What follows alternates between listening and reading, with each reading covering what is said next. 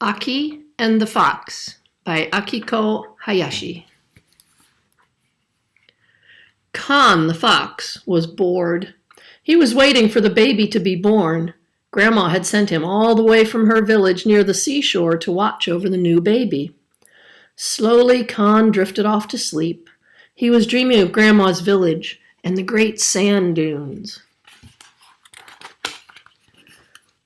When he woke up, a music box was playing softly. There was a tiny bundle in the cradle.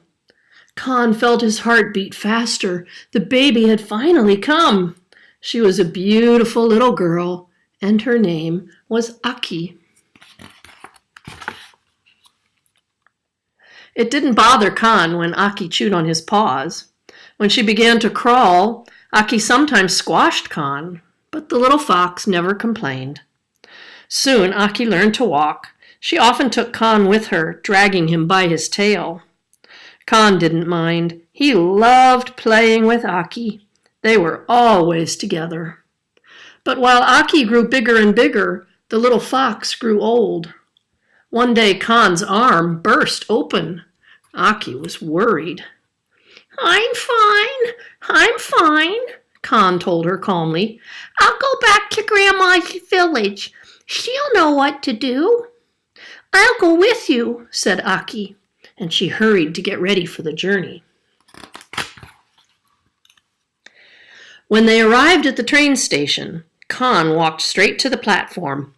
This is our train. Follow me, Aki, he said. The train started to move before they could sit down. Khan led the way to their seats.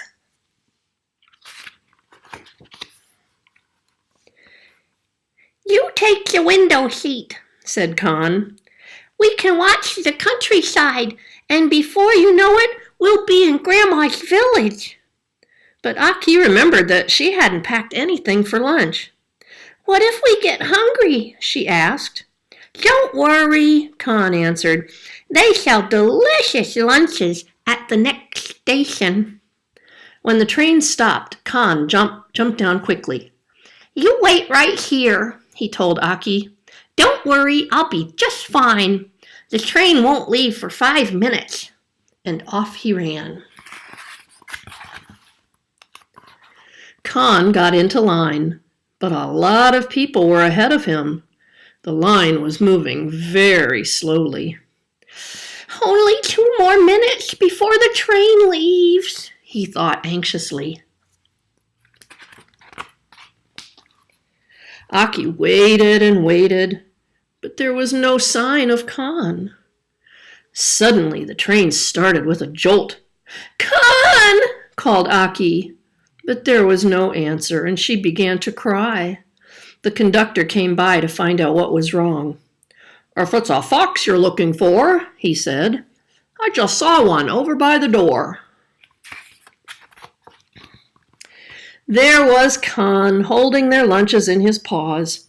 When he saw Aki's face, he said, Don't worry, Aki, our lunches are still warm. He had jumped back on the train just in time, but his tail was stuck. I'm fine, he said cheerfully. Go ahead and sit down and we can eat right here. What are you two doing here? demanded the startled conductor. Oh, don't worry, we have our tickets, Khan explained. It's just that my tail is stuck. The door finally opened at the next stop, but Khan's beautiful tail was bent in the middle. The conductor got out his first aid kit and bandaged the poor fox up. Khan and Aki decided to stay in their seats for the rest of the trip. Soon they saw the sea through the window. They had reached Grandma's village at last. Could we take a walk on the sand dunes? Asked Aki. I've never seen any before. Khan looked around. Grandma's house is the other way, he said, but I guess we could take a quick look. The dunes stretched as far as they could see.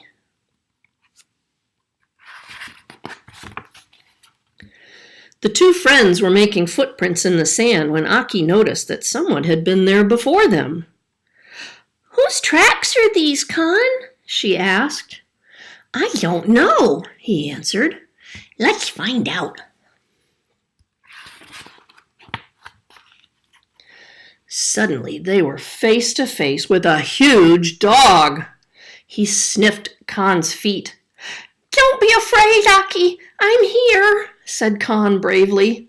But before he could say another word, snap! The huge dog picked Khan up and bounded off toward the top of a dune. Aki climbed after them as quickly as she could. From the top of the dune, she could see the sea and hear the waves. The dog had disappeared. "Khan!" shouted Aki. "Khan! Where are you?" But all she heard was the crash of the waves. Aki kept searching until she found the dog's footprints around a little pile of sand.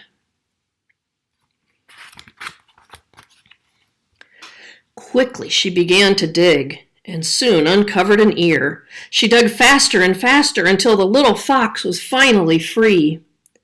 Aki held Khan gently in her arms. His legs were dangling limply from his body. "Are you all right?" she asked softly. "I'm fine. I'm fine," Khan murmured in a tiny voice. Aki climbed down the dune, carrying Khan on her back. "Which way is Grandma's house?" she asked. "I'm fine. I'm fine," murmured Khan in the same tiny voice.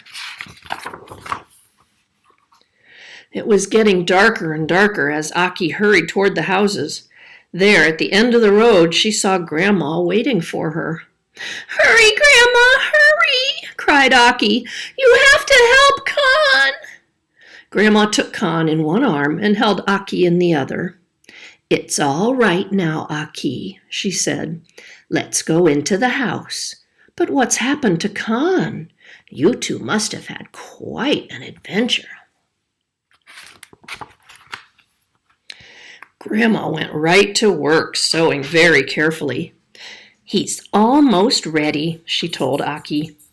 "All that's left is his tail, and the very best thing for a bent tail is a hot bath." When he heard the word bath, Khan jumped down from Grandma's lap and began to run. "A bath? No way!" he shouted. But Grandma caught Khan and plunged him into the clean hot water. This feels wonderful," said Aki. "Well, Khan, a bath isn't so bad after all, is it?" asked Grandma, smiling. "It's better than being buried in the sand," Khan answered. When Khan got out of the bathtub, he dried off with a big soft towel. His beautiful tail was as fat as ever. Thanks to Aki and Grandma, he looked like a brand new fox. The two travelers rested at Grandma's house, and when the morning came, they were ready to begin their journey home.